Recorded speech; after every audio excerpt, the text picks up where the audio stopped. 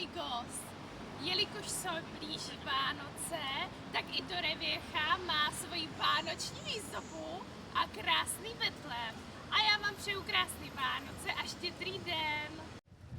Vánoce ve Španělsku jsou rozdílné s Vánoci v Česku. Štědrý den 24. je pracovní den a večer se tráví s rodinou.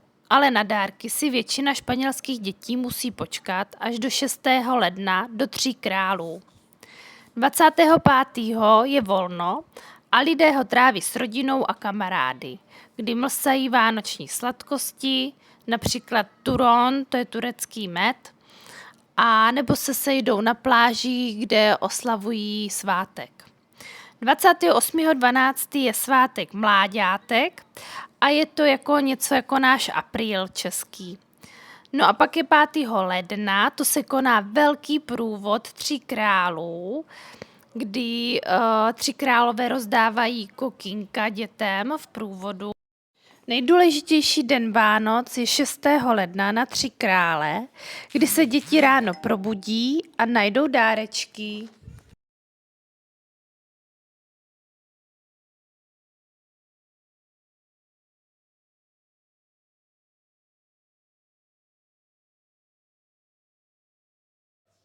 A já vám přeji Feliz Navidad i Prospero Año Nuevo, veselé Vánoce a úspěšný nový rok.